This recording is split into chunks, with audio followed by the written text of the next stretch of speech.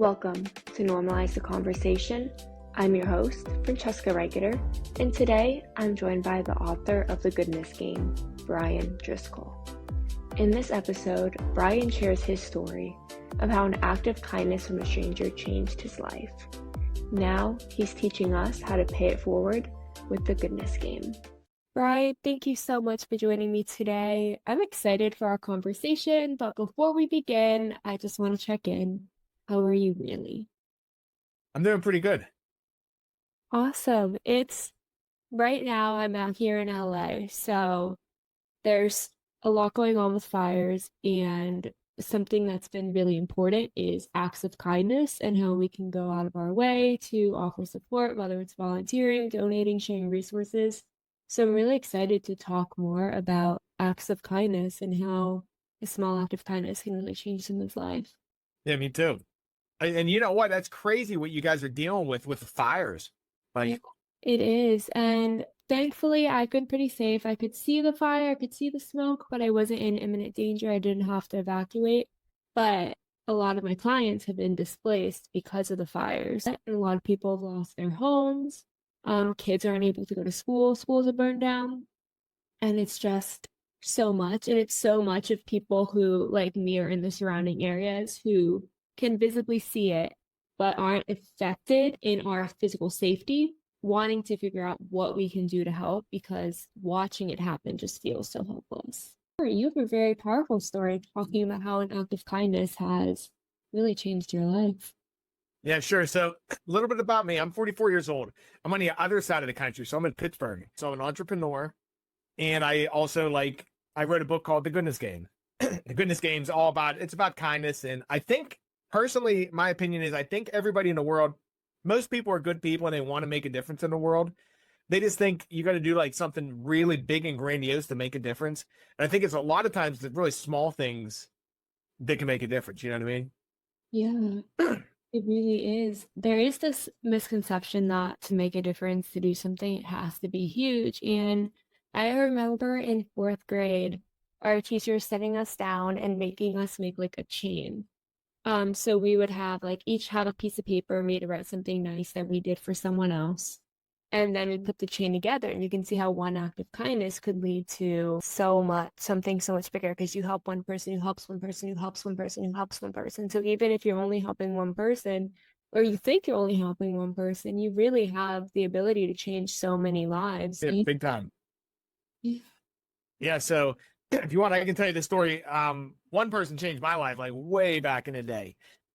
Though, back when I was like 18 years old, right? I ran away. I'm pissed. I'm pissed at my parents. I'm leaving.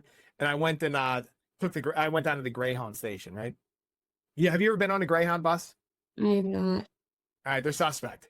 So I hop on this Greyhound bus and I'm like, hey, give me the next bus leaving. I had like $200 in my pocket and I had a duffel bag with some boxes and some clothes. So next bus was going to Orlando. So down, not your side of the country. I just went straight down. So I go down there and Greyhounds don't really go direct. So we're going city to city to city the whole way down. Took almost 24 hours. On the last stretch, there was a couple down there on the bus. And they're like, hey, what are you doing? And keep in mind, this is before like Uber. This is before cell phones. So there's like no communication. I'm like, I don't know. I'm just going to wing it, get a hotel and figure it out. So they said, well, everything's pretty much closed right now. Come back to our house for a minute. We'll look in the yellow pages and find somewhere and then call up and see if we can find you a hotel. So I remember we're sitting there with the yellow, I don't even know if Yellow Pages is still around, but it's like a big yellow book. You just look for businesses, right? So they dropped me off. I found a Days Inn. It was $25 a night. So I'm like, okay, cool. I got $200. I'm there. I at least got a couple days before I'm really screwed. So next day I went to a Publix to try to get a job. I don't know if you guys have them over in California. It's a grocery store. Well, I'm from Florida, so we have Publix everywhere. Oh, see, okay. Where are you at in Florida? Where are you from? Fort Lauderdale area. Okay, gotcha. My uncle was down there. So yeah, so anyways, I go to this Publix. I'm like, I want to get a job. I don't have any money. I'm looking for a place. And I'm like, I'm going to work hard. And it's really hard to get a job when you don't have an address or a phone number. Like you figure we didn't have cell phones either, so it's like, what am I going to do? Give the hotel's number and tell them dial like room 104? Like, so I started to realize I'm kind of screwed. So I started looking around and I'm like, okay, I need to figure something out quick. And they have these places in Florida called job labor pools. What you do is you go show up for the day, you stand around, people come in the morning looking for laborers, and they pick you and they pay you at the end of the day. So I did that, and coincidentally, I was making $25 a day. A guy picked me up, and he took a bunch of us to. I was like a humongous parking lot, and they were building like this fake tree. So we were carrying scaffolding, burning hot. You know what I mean? Weather, just carrying scaffolding all day long. Looking back, I'm pretty sure I was working at the animal kingdom when they were building the tree, like that center tree, that life they have. So I was doing that, and then I was making $25. Room cost $25. I didn't have any money for food, so I'm like, okay. My idea was when I was in the Greyhound station, I don't think they're paying attention to who's there. I'm going back to the Greyhound station. I'm going to sleep because I don't have anywhere to go. So I'm walking back to the Greyhound station. But it wasn't a nice neighborhood, and I remember I'm walking, and a car pulls up beside me. There's an old Geo Tracker. It looks like a really small Jeep. And a lady looks at me and she's like, hey, it doesn't look like you belong here. So it doesn't look like you belong here. Like, what are you doing? And I told her, and I don't really remember what the conversation was, but she had me hop in her car with her son, her adult son, took me back to her house and gave me a place to stay. Like, it's and at the time I didn't think much of it. I'm like, okay, this is kind of normal. Which looking back, I'm like, there's like an angel out there looking over me or something. So I get back to the house. I remember I don't remember her name at all. I think her son's name was John. They gave me some food. I remember they had a horse, a white fence. They had a horse. It was like a normal house, but they had a horse, which was kind of odd.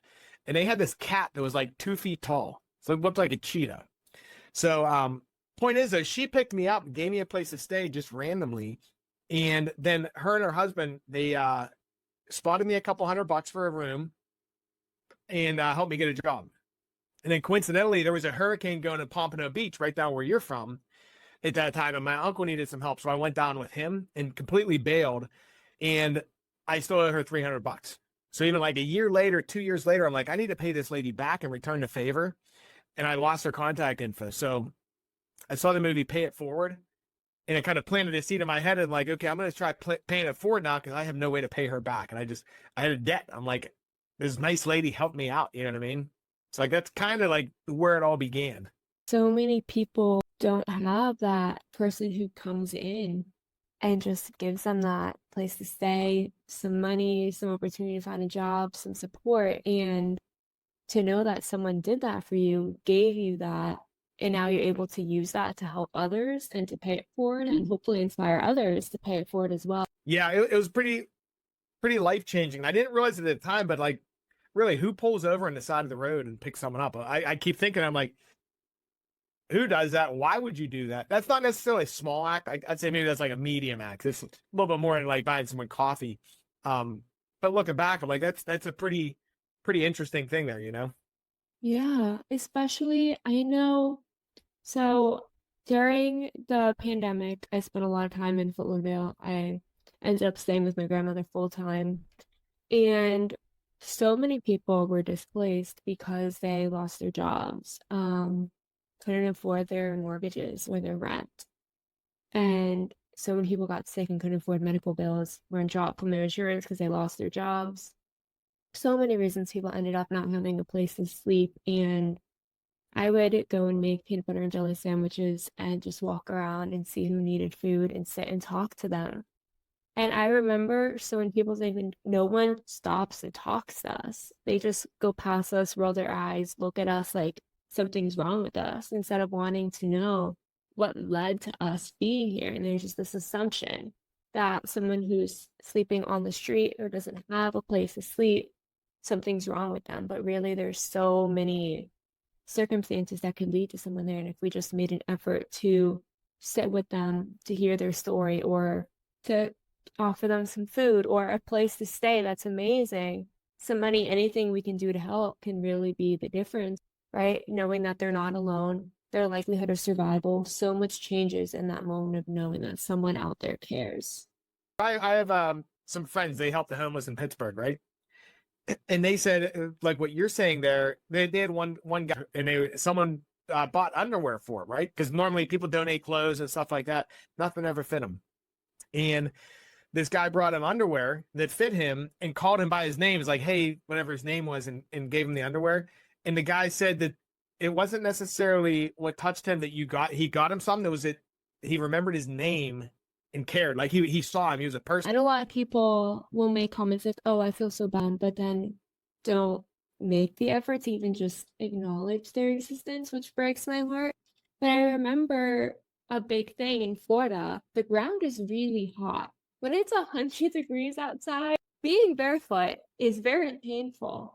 And just how buying a pair of socks from the dollar store or flip-flops or something just to help protect someone's feet can make such a difference. But we often forget acts of kindness for maybe we'll do an act of kindness for our friends or our family members because that feels comfortable. But a lot of times people forget to do that. A small act of kindness, $1 can make a difference for someone else. 100% agree. So how did you, I mean, to get from kind of sleeping at that bus station, someone kind of picking you up and helping you get that support, get down to Pompano, be able to stay with your uncle. How did you get to a place where you're like, okay, let's have a conversation about the importance and the impact of this? Yeah, sure. So it's mainly because I still owe this lady $300. I'm like, okay, this is now my duty to like pay it forward. So here's one thing I did. So that happened in 1998, right? I came back. I ended up coming back to Pittsburgh, just like everyone young. I got in a lot of trouble, drinking all this kind of stuff, and I didn't really think about it. And it kept weighing on me. I'm like, I need to repay this debt. So I started helping people out, just like paying it forward. And I got curious, thinking everyone says small things can make a difference, right? Like, well, I want proof. Like let's prove that they actually make a difference, because I noticed most of the time you help somebody, you sometimes don't even know who you helped, or you never get to see the outcome. So what I did was back in, it was, I think, 2009, I went on to Craigslist, right? I don't even know if people still use Craigslist anymore, but I went on there and just picked a random city. And I put a post up in Craigslist, and I said, in Chicago, I said, hey, I want to come to your city. Anyone who needs help, I'm going to help you out. In exchange, I just want you to pay it forward. Kind of like a social experiment. So I put this up there and I got bombarded with emails. A lot of people are like, hey, maybe you're crazy. Or some people were like, hey, this is really nice. But 5 people responded back that truly needed help. So Chicago is not really close to Pittsburgh. It's probably like 8 or 10 hour drive. So what I did was I drove up there on a Friday and came back Sunday, and I helped these people. There was one guy named Mike. He just needed a ride picking up a car. And it was difficult back then because there was no Uber, right? So he didn't have any friends to help him pick up a new car he bought. One guy, his name was Angel. He actually needed a car battery. So that's the only one that cost money. One lady needed help taking down a swing set, like 45 minutes worth of work, like nothing. One guy he was demoing a bathroom to someone else. He just needed help carrying debris. And the 5th person worked in a homeless shelter. They just needed clothes. They're like, yeah, if you have any clothes, bring them up. So what I did is I drove up, did this stuff, documented on the camcorder. And then when I came back, I hopped on Windows Movie Maker and kind of like just put a video together, and I slapped it on YouTube, and I forgot about it. The video went viral and started getting a whole bunch of people connecting. They're like, hey, you know what? I'm glad you posted that. It made me feel good, made me do this. And then someone hit me up from the press. They're like, hey, we want to do a story on that trip you did to Chicago. So I agreed, as long as we did it anonymously. Like, they didn't use me by name. I didn't want to put a person behind it. And it made worldwide press. So that's kind of how I proved it's like, okay, doing something small can affect multiple people. And that's kind of the segue to what made me write the book. Something small really can. First of all, I'm trying to imagine a time without Uber. Like, Yeah. how important being able to pick someone up from the airport or drop someone off who doesn't have that support system to be able to pick them up. I know every time I fly home, I'm like fighting with people, begging them to pick me up from the airport, and like, oh, just take an Uber. So amazing that you were able to offer that support, because I can't imagine a time without Uber. I'd throw that out there. Yeah. Very important in my head right now. But it's so amazing how Something that seems so small, like taking down a swing, can really be amazing. And to post a video online, not every video goes viral, but that touches people. People want to watch the video because they want to believe in the good in the world. People want to see a hero and then want to mimic that behavior. They want something to look for, a model, someone who can show them what's kind of right to do. So to be able to not only just go and do that, but post about it online and inspire so many others, it's just incredible. Yeah, it was interesting. So I looked at it, I'm like, okay, because I always think in my head, I'm like, I feel like I have a purpose. It's like I want to inspire others and put positive energy out in the world, right? So that was 2009. This is what, 2025. So it was, I don't know, a long time ago, like 15 years ago. So it's been rattling on my head all the time. It's like, how do you inspire other people? Because like you're saying, a lot of people don't talk about help they get, and people, it's real cringy to talk about helping other people a lot of times. It's like, you don't go brag about it. You know what I mean? So I'm like, how do you inspire people and do this without being a jerk, like being bragging about yourself? And also a lot of people don't want to talk about it. So I came up with the idea. It's like, okay, can we make it into a game? That's where the goodness game came from. It's like, can we get it out there, make it into a game that kind of gives like the roadmap to help people do it, and also breaks down like how to help people your own way without burning yourself out and going through all that kind of stuff. Because you don't want to put yourself at harm also or get overwhelmed doing stuff. You know what I mean? Yeah. Oh, that's so smart. I feel online people love to post pranks and jokes and they like to bully people online, right? They like to do all the mean things that they shouldn't really be doing. But people don't like it when someone posts about doing something good because it doesn't count if you post about it. That really frustrates me because it's funny to go online and to make fun of someone's body, or if they have a pimple, or just like anything that someone can go online and attack someone for. People think that that's okay, that's appropriate, and find it funny, which is terrible. But people get mad when someone does something good and post about it, and that just goes to society valuing, I want to say, just I don't even know what it is, valuing their entertainment over kindness. Um, so that you'd be able to turn it into a game, a way to continue kind of encouraging people to do it while kind of countering that. You don't have to post about it, but here's something you can do so that we can continue to have these conversations. We can continue to build upon this act of kindness chain instead of just letting it end here because people don't like when we talk about it, which again, Right. Illinois, and people don't like that. It is. Yeah, it's like a gray area. I guess you're right. Yeah, because everyone posts about all the negative stuff and drama gets all the views. Yeah, That's just how the world works. it's very frustrating. And I, a big thing for me is like, I want to talk about those vulnerable moments. I don't want the highlight reels online. I want to see humanity.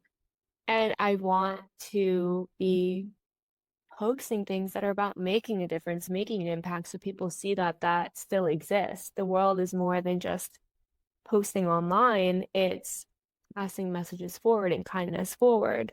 So I love that you were able to create kind of a game that allows people to do that without the obligation to post online, because when we post online, people like to comment, people like to be mean, and there's no one, you can't see the face behind the screen. So it Right. had to be a lot easier to meet me. So it's amazing you kind of gave that space for people without having to open themselves up to the criticism of why you're posting about it and talking about it, trying to encourage other people to do it, but instead making it a game within your community. That's really cool. Yeah. So we got a game. I can give you the rules if you want. And Yeah. also, even with the game, all right, I'll run through the rules first, right? So rule number one is give without remembering. Like we're talking about, it's like you can help people, you don't go bragging about it. And have you ever seen Fight Club? No, I haven't. All right, so there's an old school movie, Fight Club. It's a cult classic, right? But the rules in Fight Club are you don't talk about Fight Club. So I'm thinking here, it's like, okay, give without remembering. That means you help people and you don't brag about it, right? And there's three different ways you can do this. Number one is you help somebody, they don't even know who helped them. That's the first way. It's like totally pure. Second way is you help them, and the recipient knows. And then the third way is you can tell other people about it. Say, for example, posting on social. Actually, I have an example of this. Like a guy I know, Greg, just at Christmas, put a post on Facebook, and it was just a chair with all these receipts on it. And he said, "Hey, what I did," he said, "normally I don't talk about this kind of stuff, but at Christmas I went to Burlington and I went and asked which parents or which adults had layaway, and he said I went and paid a lot of them off for them. And he said they don't know who I am, but they get a text whenever like their Christmas. It's obviously Christmas gifts for their kids." So he paid them off, but he posted on social saying, "Hey, I'm not doing this to brag. I'm trying to do this to show anyone else. If you're looking for an idea to do at Christmas, go to the local store because there's families in your areas too." So the way to get a way to that you can involve other people is if you're trying to inspire them and bring them into the game, right?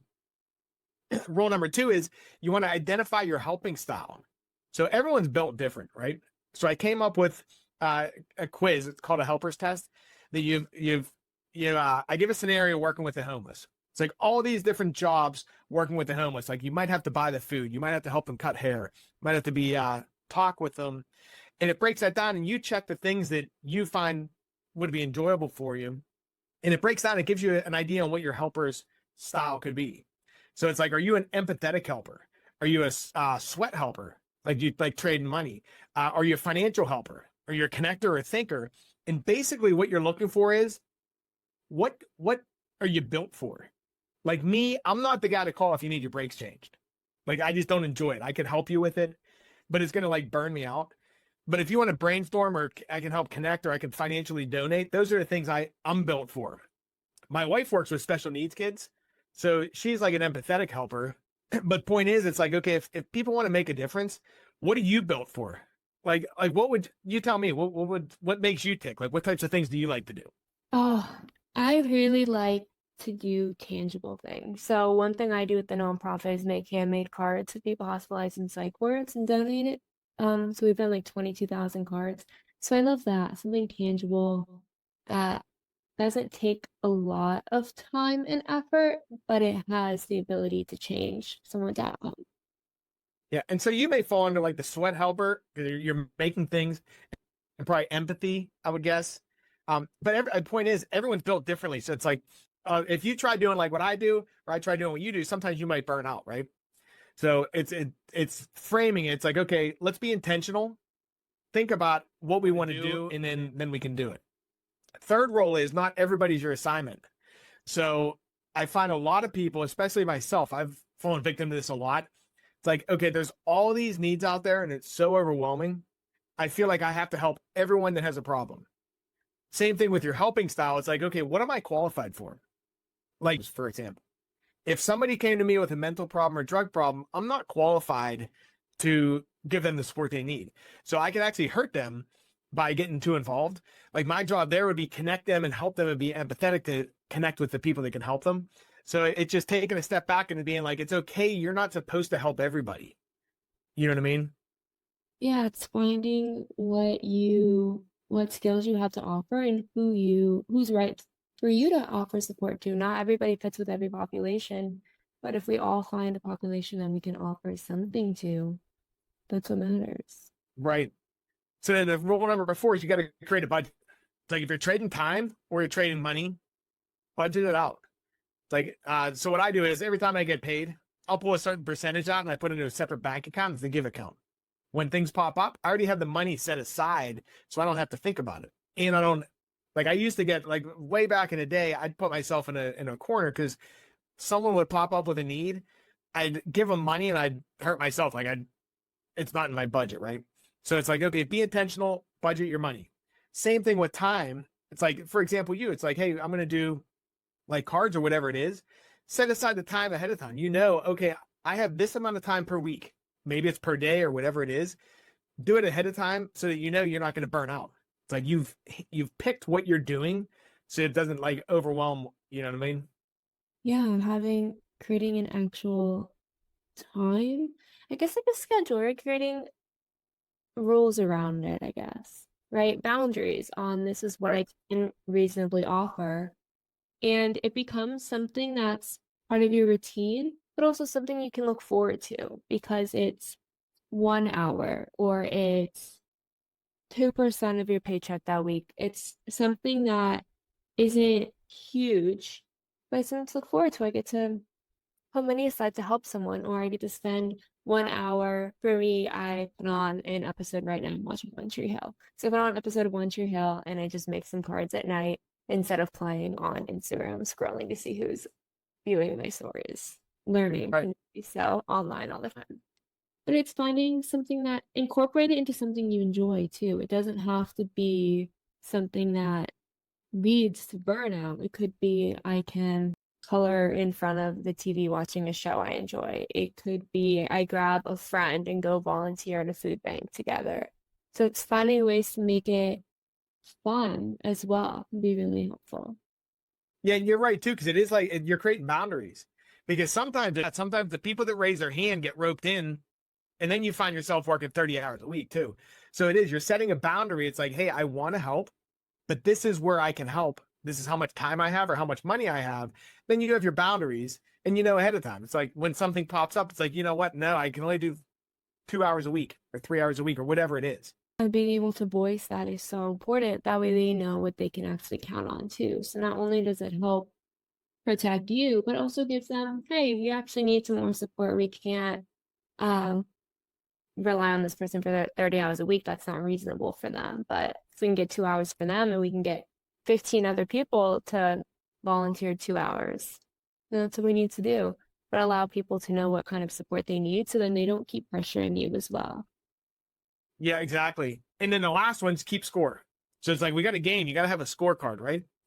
So what I did was I broke it out into how many people were involved, how hard was it? Like, what was the difficulty level? Maybe buying someone coffee is a 1, maybe helping someone move is like a 7. You know what I mean? But then more importantly, I've realized when you help other people, you feel good. Like you actually get a benefit back from it. You're not intentionally doing it for that reason, but you feel better.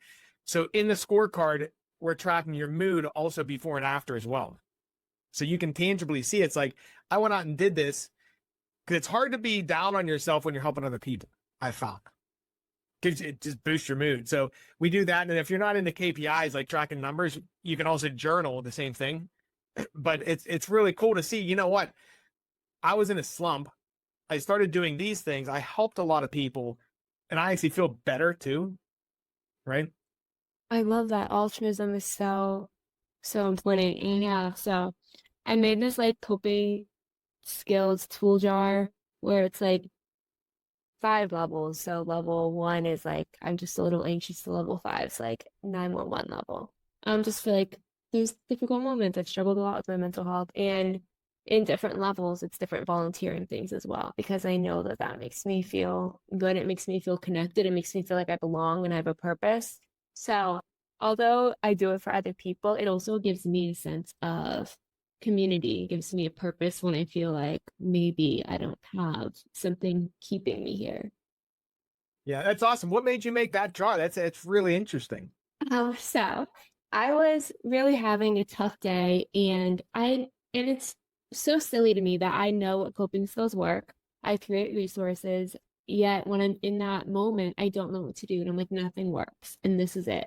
So I was like, I need something. When I was having a good day, I was like, I need something that kind of gives me like a cheat sheet of something I can do without me having to think. So I went to One Tree Hill and I started making these little sheets of paper and color coded it. So now if I'm really upset, let's say I'm really overwhelmed with my internship in school and I feel like just I want to cry because everything feels like a lot. I can't do what I want to do and need to get done, then maybe that's a 2.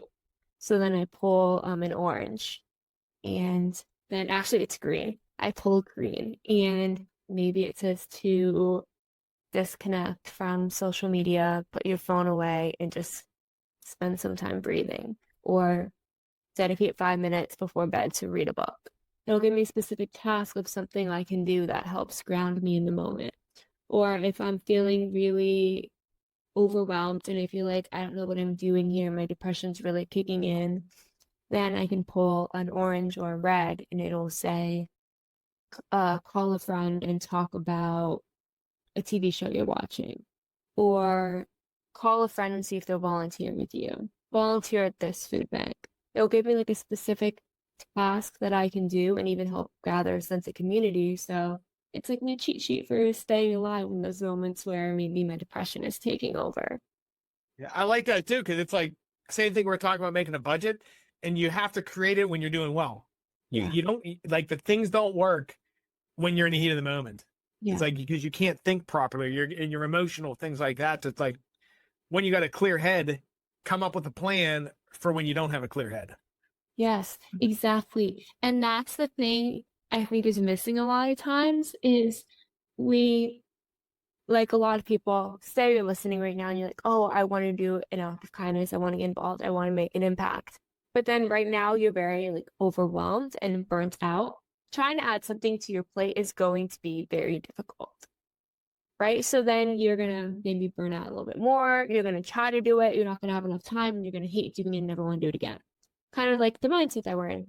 But if we get to, okay, this is something I really want to do. And when I can catch my breath, I'm going to see what time or resources I have to do an act of kindness, to make an impact, to volunteer, to donate something. And then when I can breathe and I can figure out what's reasonable for me based on my time, my budget, my mental health, and my just things that I have going on, being able to be a caretaker or a homemaker, an intern, a student, an employee, an entrepreneur, whatever it is, being able to actually see, oh, I do have this time and this resource, or I can't help in the way I thought I could. But let's see how maybe I can talk about it with other people and help get more people involved. So if I donate $1 a week and they donate $1 a week and there's 10 of us doing it, so it adds up. And when you get other people involved, it's making an impact. Yeah, and here's the thing too. I noticed also talking about like when you're having the bad days. I know me, and I think a lot of people have a problem accepting. So by allowing other people to help you, like say you're having a rough time, by accepting help, you're allowing that other person to feel good and help somebody too. So it's like it's acceptable to accept help from others. You actually have to. It's part of the game. Like you have to be able to accept help from other people. Otherwise, you're not allowing them to play the game if you decline them. You know what I mean? I love that because it is so hard to ask for help, and so many people feel like, oh, I'm a burden if I ask for help, or I should be strong enough to do this all on my own. And I fell down that mindset for a long time, and recently I've started making a rule for myself because I don't know why, but I would kind of go down this mindset of, well, if people wanted to help, they would just help me. They would know. And no one can read my mind. If I'm saying, oh, I'm fine, I'm okay, I'm great, they don't know that I'm not fine, okay, and great.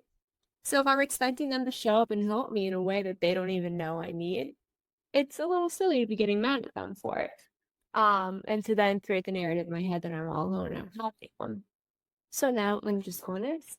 I'm like, you know what? I'm really overwhelmed and I just need to figure out how to make a schedule. Can you talk it out with me? Like it can be something as simple as that, and making someone, not making them, but asking them to sit on the phone for 5 minutes while I try to figure out a calendar and ask, oh, does that make sense? And usually they're like, yeah, that actually works. Or Francesca, if you record 5 podcast episodes in a day and you're going to burn out and then you're not going to eat and you're going to get overwhelmed and you're not going to feel good tomorrow.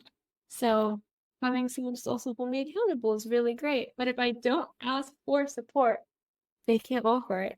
They can't help me, then I feel like I'm alone. And it's playing a toll on our friendship and our relationship. So asking for help and being willing to accept help can really just make a difference for your own mental health. Right. Yeah. So that's basically the game. It's like we do those things. But the whole thing is go out and do something small. Go do small things for other people. The impact's going to be there. It's cool too because when you're helping people, like for example, we're talking about homeless. If we donate shoes to a homeless shelter, we don't know who they're going to. We get to imagine. It's like, wow, wonder what happened. Like, wonder who that is. You know what I mean? So it's really cool, and it's just a good way to be, and then you feel good. Yeah. When we kind of imagine and create this story of this helped this person be able to actually walk outside and get some fresh air and not feel trapped on the same bench, unable to put their feet on the ground. right? Just creating some kind of story for how it could change someone's life, how it could just make an impact in their day, to maybe bring a smile or a sense of hope, really helps you want to do it again. And Right. also knowing that you can, if you don't know what to do or how to help, you can ask people. You can call a shelter and say, what are you looking for donations? You can actually call and ask people, like, I want to help. How can I help? If you don't know, you don't have to just figure it all out on your own. Phone call, ask, how can I support you? And then find something that's realistic and reasonable for you to be able to do. Yep. Yeah, and if you call too, they'll tell you, because and that's a good point you bring up too, because you have organizations that you can donate time to or money or whatever, and they will tell you exactly what they need. Or you could be like the other person too, and it's like, you know what, I'm just gonna keep my eyes open for out in the wild, like something to pop up. But if you're looking for things, all the organizations, they're gonna tell you specifically what they need, and they're a big nonprofit corporations, and in every city you got the grassroots places too, like just the people that organize something that are going out trying to make a difference. So you just find out what fits for you. If it calls to you, if it's something that's reasonable, realistic, and feels like it would be a good fit for you, just do something kind for people. We need that in our world right now. And we're all online anyways, all the time. We're all scrolling online. I wish we weren't, but we are all day, every day. So follow the right accounts. Follow nonprofits in your area and see what community events are happening. Maybe you can volunteer to host a table for them to help out, to clean up, set up. Maybe it's getting people together to attend the event. Everyone's donating $25 to the walk that's going to fundraise. So online, since we like to scroll anyways, instead of scrolling just for entertainment or to make mean comments online, which we shouldn't be doing anyways, we could be following accounts that actually give us a purpose and something kind to do. And then that way, when you're online, you're seeing all impact and positivity and kindness and growth instead of that comparison game that makes us feel like we're not good enough to be here. Yeah, that's a good point too. Like especially on social, follow things that are positive, because whatever you're looking at, it affects your thoughts. So it's like just put that positive stuff out there in front of you. You're forcing positive things in front of you versus the negative, and the algorithms are going to show you more of it. Like whatever you're looking at, engaging with, you see more of that. Exactly. Right now, my big thing is trying to stop scrolling all the time. So I've now made a rule for myself that my phone is not in the same room as it never goes into my bedroom. So at night, I can't sit there and want to know what's happening online. I can't, it's not the first thing I do in the morning because I don't leave my room until I've read for 30 minutes.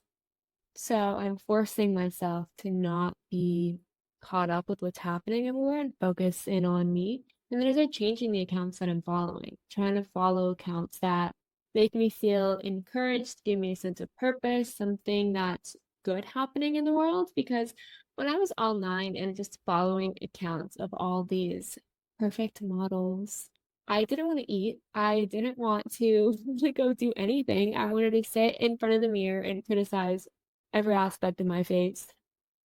And it just wasn't helpful or healthy. So being able to change, following things that make us want to do good, that make us feel good, can be such an impact of just, again, how we feel. It's like I'm going in a circle with this, but see Yeah, content that we put around us, the books that we read, like yours, can really just change how we feel and then who we are and who we become.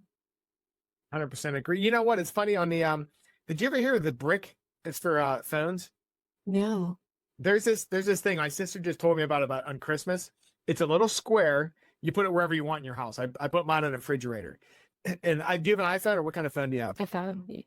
Okay, so I have an iPhone too. And when you download the app and you pick, okay, which apps do you want to brick? You lock them up. And then what you do is you tap this physical thing on my fridge, and they're now blocked. And the only way for them to be unblocked is I have to physically get up and go in there and tap it again. So it's like, because you got the blocks you can do, like you're saying, you put it in the other room, you have to physically do that. This kind of works too, because it's like if I want to scroll and I have something blocked, I have to think and move my butt to get to it. It kind of helps out on that side. Yeah, making it not as accessible. Right now, everything is accessible at our fingertips, and we need to find ways to make it not as accessible. Thank you so much for joining me today for this conversation. As we are wrapping up, what's one piece of advice you can give to someone who's listening and thinking, I want to start doing something? I would say do it. Best piece of advice I give people: think things through quickly and then take action. Just start with something. You don't have to know the whole picture. It's like for example, I wrote a book. I didn't have to learn how to write a book. I had to learn how to free write. And then when I free wrote, then I figured out what I do next. So it's like anything you want to do, take that first step. You don't have to like get held up in the paralysis analysis type of thing of knowing the whole picture. Just do the first little thing and then figure out what's next after. Yeah, I like to say, get out of your head and get into your community. Bryan, thank you so much for joining me today. It was a pleasure to talk with you.